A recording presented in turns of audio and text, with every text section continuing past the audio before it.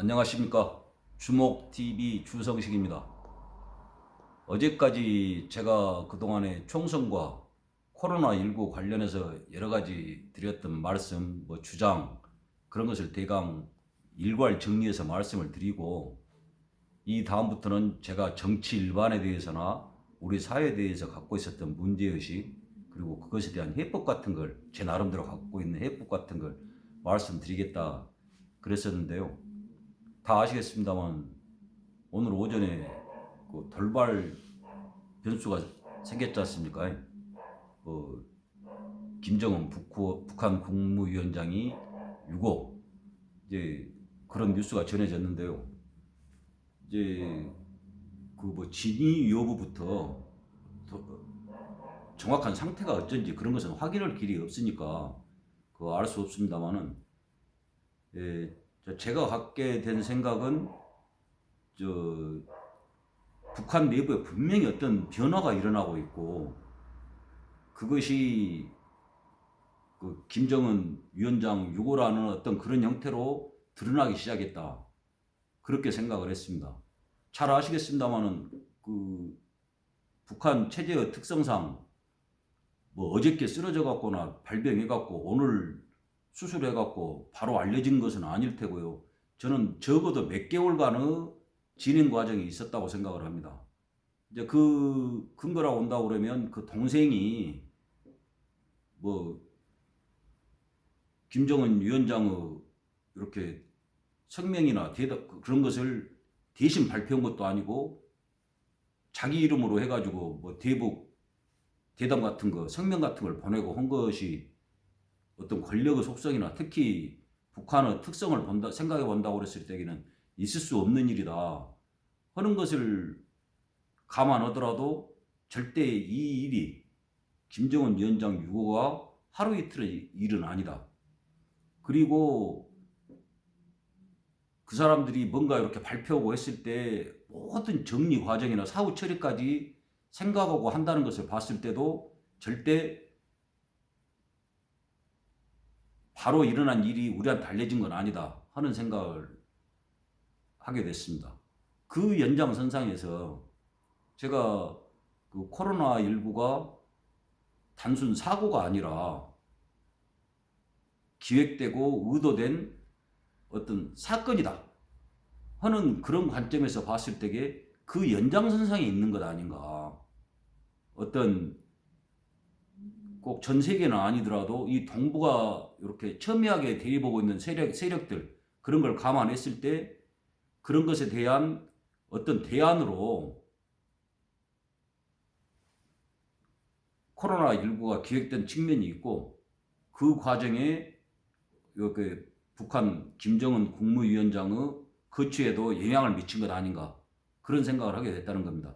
이건 어디까지나 제가 그동안에 그 근거로 들었던 거 모든 사건이나 상황 그런 것을 근거로 추론한 겁니다. 제가 어떤 무슨 고급 정보에 접할 그런 능력이 있는 것도 아니고요. 만약 김정은 위원장 유고하고 관련된 사항이 그동안에 몇 번 있었다고 하는 그런 유고설 그걸로 끝난달지, 아무 일도 아예 없었다 하는 그런 거 그랬달지, 아니면 참으로 김정은 위원장 유고다 하는 상황이 직면된달지, 그 두 가지 중에 하나로 될 텐데요. 그것으로 해가지고 저 추론이 근거가 있었다, 좀 타당성이 있었다 하는 달지, 아니면 말도 안 되는 허접 쓰레기, 그냥 헛소리, 백일몽, 개꿈 그런 정도로 된지 그것도 밝혀지리라고 봅니다. 그 점에 대해서는 제가 다시 사과를 드리든 이제 제 나름대로 조치를 할 것이고요. 이제 그 제가 어제랑 그동안에 진행됐던 전편을 통해서 말씀드린 것에 대해서 관심을 가진 분들이 그렇게 큰 희생을 치르면서까지 얻으려고 하는 이득이 있겠느냐 하는 취지의 말씀을 하셨어요, 몇 분이. 그 사람이 어떤 일을 하는가를 곰곰이 생각을 해보면요, 한 개인도 그렇습니다만은 특히 어떤 집단이 자기들 전체의 이익을 지키기 위해서 어떤 일도 할 수 있는 게 인간이라고 저는 생각을 합니다. 우리 역사가 그동안에 그런 걸 숱하게 증명을 했고요. 현재 지금도 우리가 목도고 있는 바가 적지 않은 그런 겁니다. 그리고 그것은 제가 예로 들었던 우리가 진원지로 알고 있는 중국이나 또 제가 의문점을 갖고 총선 무효까지 주장하는 우리나라나 거기에만 국한되지 않는다고 봅니다. 곰곰이 보시면요. 전 세계 어떤 대개가 갖고 있는 진원지 중국에 대해서 다른 나라들이 취하고 있는 조치 그런 게 어떤 게 있습니까? 몇몇 사람이 진원지라고 그래갖고 책임을 져야 한다는 이야기가 잠깐 나오기는 했습니다만 금세 묻히고 그랬지 않습니까? 왜 그런지 그건 뭐냐 그러면 각 나라의 집권 세력이 이것이 자기들한테 이롭게 작용하는 측면이 있다는 것 때문에 그런다고 생각을 합니다. 곰곰이 한번 생각을 해보십시오. 우리가 선진국이라고 알고 있는 나라 어떤 나라고 심각한 문제가 없는 나라가 없었습니다. 요즘에 어떤 경제 문제, 난민 문제 등등 꼼짝으로면 이루 헤아릴 수도 없는 문제들이 많이 있죠. 지금 모두 잠잠해졌지 않습니까? 중국은 제가 숱하게 말씀드렸던 소수민족 문제부터 농민공 빈부격차요. 홍콩 문제까지 잠잠하지 않습니까? 아주. 우리나라는 더 말할 것도 없고요. 정권이 아니라 나라가 망하게 생겼다고 하는 나라 어떤 부호 자체를 망가뜨리는 그런 정책의 문제점 같은 것에 대해서 질책하는 것은 말할 것도 없고 어마어마한 지지를 보내는 것으로 지금 귀결돼 가고 있지 않습니까? 미국도 마찬가지죠. 트럼프 그동안에 있었던 중국하고 갈등 그런 건 말할 것도 없고 어떤 국가적인 위신이 추락하는 것 그런 모든 것에서 재선가도에 빨간불이 켜지고 그런 상황이었는데 민주당 사람들 유력 주자 하나는 아예 중도 사퇴해버리고 선거 캠페인 자체가 중단되어 있는 상태지 않습니까? 그러면 그게 누구한테 유리하겠습니까? 불란서 날마다 파보다시피 소요다시피 그러다가 조용해져 버리고 영국도 마찬가지고요. 저는 이런 점을 다 그렇게 합의해갖고 벌린 일은 아니라고 하더라도 이 상황을 책임을 누구한테 물어봐가지고 이것이 왜 이렇게 됐냐 하는 걸 밝히고 그것의 잘못을 밝히고 하기에는 자기들이 받게 된 반대급부가 크다. 이익이 있다. 저는 그런 측면이 작용해서 이것이 이렇게 조용히 넘어간다고 봅니다.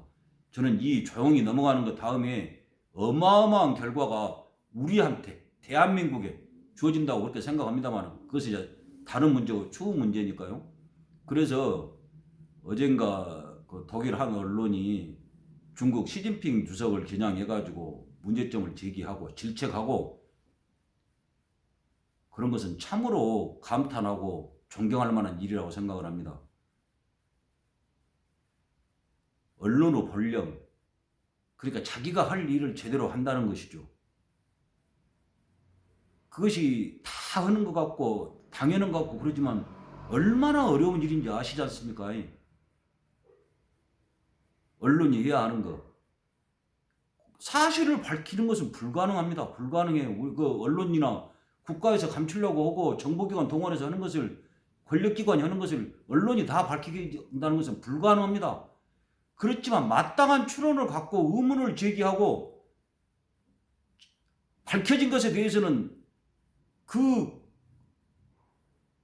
사안의 연원이 어떤 것인지 그 근거를 밝히도록 요구하고 책임을 묻고 하는 것이 언론이 할 바 아닙니까? 근데 전 세계 언론이 그러게 많다고 합니다만 그런 데가 하나나 있었습니까? 근데 거기는 했잖아요.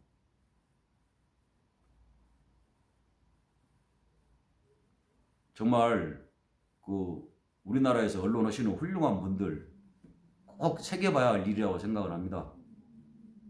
자기 식구가 가서 외국 가서 우리나라 국가 수반을 따라가서 취재하러 갔는데 그러게 죽도록 두드러 맞았는데 그 사람 지금 뭐 하고 있는지 누가 취재한 사람이나 보도한 사람 하나 있습니까? 언론 어신다고 분들 한번 좀 생각을 한번 해보십시오. 또 하나 일이 있습니다. 오늘 보니까 저 이제 텔레비를 안 보기로 하고 있습니다만은 그 인터넷 뉴스 뜨고 그런 것에도 그 제1야당 일부 의원이 부정선거 의혹을 제기했다. 그 근거가 그 유튜버 몇 사람이 그 제기하는 의혹을 갖고 그 발언을 하고 그것을 다시 유튜버들이 그 받아서 확대 재생산하는 자가 발전하는 식의 의혹 제기. 그것에 대해서 기사가 뜨고 그런 걸 봤습니다. 그게 당연히 따르는 비판이 허접한 음모론. 맞습니다. 음모론 맞습니다. 아무 근거도 제시할 수 없는 그런 능력이라고는 눈꼽만큼도 없는 사람들이 그냥 생각만 해갖고 말하는 겁니다. 아무 근거도 없이. 자, 그럼 어떻게 되느냐? 대응은 간단합니다. 음모론. 증거가 있으면 내놔봐라. 없죠? 그러면 음모론이 당연한 그 사람들 한 말이 음모론. 그것이 당연한 걸로 되는 겁니다. 그 요즘 쓰기 좋은 말로 프레임에 딱 걸려들은 거죠. 그럼 뭐냐? 이 다음에 일반 사람들이나 생각하기에는 저부터도 모르겠어요. 짜들이 한 말은 항상 헛소리, 음모론. 그렇게 되는 거죠. 정부 여당 그쪽에서는 쌍수를 들어서 환영하고 박수 칠 일인 겁니다. 근데 정말로 궁금한 게 있습니다. 저같이 이렇게 배운 것도 없고 재주도 없고 한 사람이 생각하는 걸 그 문제점을 제기한 사람들이나 또 그것을 받아가지고 비판하는 사람들이 모르겠습니까? 누구보다 잘 알겠죠. 그 바닥에서 뼈가 굽고 살이 붙은 사람들이 그걸 모를 리는 없죠. 그럼 뭐겠습니까? 저는 뭐라고 생각하냐면 이 사람들이 공범이다. 지난 편에서도 말씀드렸습니다만은 우리 어렸을 때에 나무칼이나 그것도 없이 손칼로 야치면 으악 쓰러지고 하는 그런 생쇼 말고 무슨 의미가 있는 일이냐는 겁니다. 그 생쇼를 통해서 우리같이 보잘것 없고 배운 것 없고 아는 것 없는 사람들 눈을 계속 가리고 진실을 덮고 그 속에서 시커먼 이득을 챙기는 거 그거 아니냐 하는 겁니다. 문제는 단순합니다. 아주 단순해요. 나라의 주인이라고 하는 국민들이 자기의 권리를 행사하는 가장 기본인 참정권, 투표권 그것이 제한됐습니다. 어떤 이유가 있었다고 할지 모르면 그 이유가 있었다고 그러면 제가 주장했던 것 같이 연기하거나 취소하고 다른 방법을 찾았어야죠. 그런데 강행한 거 그것은 선거가 원천적으로 무효라는 겁니다. 말도 안 되는 집권 여당의 승리 자체가 선거 무효 증거라는 거예요. 코로나19 사태 발생할 때부터 지금까지 인터넷 조그만 언론부터 거대 방송사, 언론사, 신문사까지 그 사람들이 다룬 총선이나 코로나 관련 기사를 한번 분석을 누가 해보면 좋겠어요. 어떤 취향을 갖고 어떻게 편향되어 있는지 저는 그거 하나만 갖고도 선거 무효 그것이 확실히 증명되리라고 봅니다. 그렇게 헛소리 부정선거 증명할 길도 없고 그냥 음모론 한마디만 덮어져보고 끝나볼 그런 이야기 하지 말고 너무나 뚜렷한 증거 누구나 다 알고 다 부인하지 않는 참정권 자체가 부정됐다는 단 한 명이라고 하더라고요. 그거 갖고 선거는 무효라는 겁니다. 제21대 총선은 뭐라는 겁니다.